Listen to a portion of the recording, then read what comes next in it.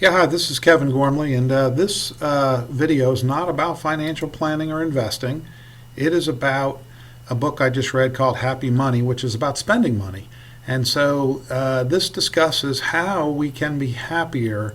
And can money buy us happiness? Yes, it can, but we need to really think about how we spend our money.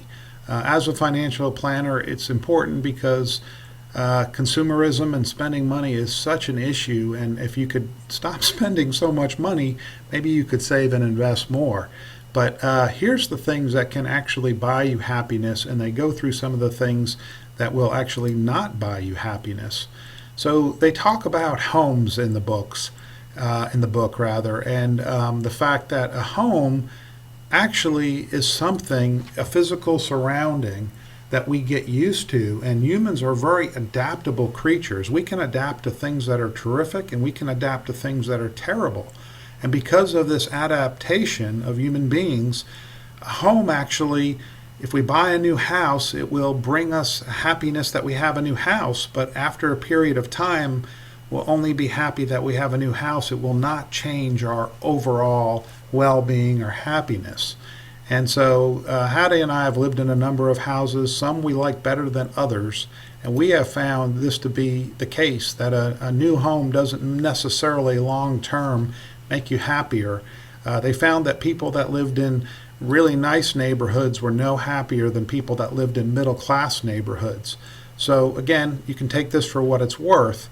But and the other thing they mention is that homes, usually we take the most debt out of homes, and debt really does make us unhappy. So if the actual good doesn't make you happy and you have to borrow to get it, then you can see why it would make you unhappy.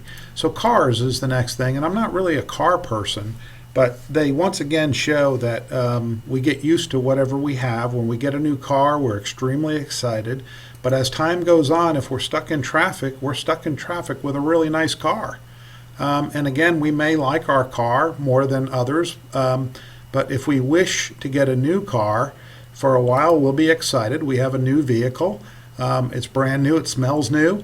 But over periods of time, will this car make you, less happy than the last car? Maybe. But anyway, this is still a vehicle that can get you from point A to point B. Now, you may be embarrassed driving this type of vehicle.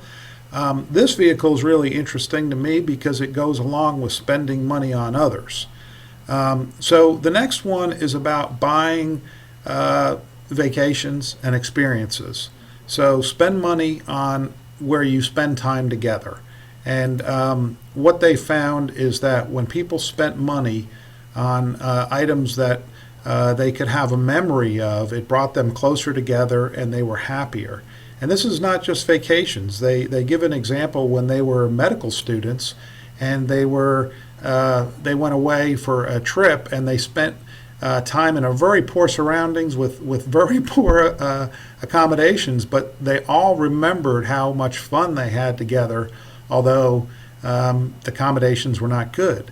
So this is a great experience that one may remember if they take a helicopter to the top of a mountain and then ski down, which I wouldn't do. That'd be crazy.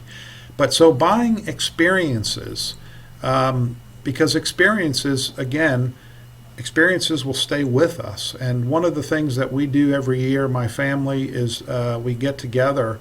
And when we can, anyone that can get together within my first family, brothers and sister, as well as my parents, and this puts something in our mind that we can talk about every year, the fun that we had, and we can look forward to it the following year. And so I have a 46-inch TV set, and they talk about goods in the house. And the 46-inch TV set is just a TV to me. And what they state is that if you have a bigger TV, eventually it could be 75 inches or maybe now 80 inches, I don't know, but eventually it will just become the TV. And once again, because of our adaptation, our adaptive nature, we'll get used to whatever it is. So again, buying experiences are much better than buying goods or clothing or items like that. Spending money on others. And we all know that this makes us happy when we spend money on others, when we buy gifts for people. We get as much joy or more joy out of giving a gift than the gift receiver gets, and donating our money. So now this guy, I was looking at different photos to put in the video, and I just had to put him in. I mean, I don't know if I'd give him money. I sure wouldn't invest money with this guy, but anyway, he has all these forks stuck to him. He has bricks on top of what's that thing called again? It's called an iron. Yeah, I do use those once in a while. But anyway, I don't know if you'd spend money on him or not. But again, this is an experience. That's the reason why I showed it to you. The next thing is spend money on things that give you time. Time is something that is finite. And if you have someone that cuts your yard, if you hate that, or if you have someone that cleans your house, if you hate that, if you spend money on items that you really dislike, so you have more time for the things that you do like, much better chance of enjoying yourself. So I think this is again something that we know, but we just don't always do. This is a treat, and what they say in the book is that, and again we know this, our adaptation. If we live in this room every day, it's not as exciting as going on vacation and having this type of bedroom.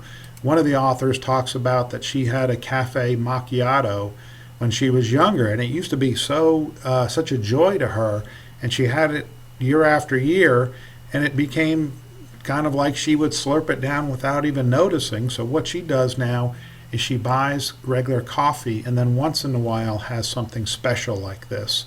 And making it a treat, it really does work with us. With chocolate, with any items, making it a treat makes us enjoy it more. Again, we probably know that. But pay now and consume later. It's a big part of the book. And the example that they give is that a family that pays for a vacation, all one price, and then goes on vacation and doesn't have to pay another item, feels like they're getting free food, free accommodations, although they've paid for it all. And the opposite of paying now and consuming later is enjoying now. This is a picture of an iPhone, but still there's credit cards here. We enjoy now and then we have to pay for it later, and that's even more distressing because then we have to see it on a bill and we're reminded that we had a good time, but we have to pay for it. So this is trying to look at something in the future to look forward to. They mention that when you do pay now for concert tickets and you know a month from now that you're going to go to that concert, the vision of anticipation is so great that we get to enjoy it for a month's worth. And they even say with Amazon, when you buy a book, and I notice this, when I buy a book, and then the book comes, it's actually like you got a present. So buy now and consume later is a very important part of happy money. So let me give you the 5 things they talk about in the book. And again, this is their information. And if you wanted to get a copy of the book, that would be terrific. But there's 5 principles. Buy experiences. Don't buy goods that we get used to. It's like a child who gets a new Lego set and a week later he wants another, or she wants another new Lego set because it's just no longer new. Make it a treat. Buy time if you can. Pay now, consume later, and invest in others. So thank you so much for watching. Hopefully you'll spend your money to be more happy, so you'll also save and invest more.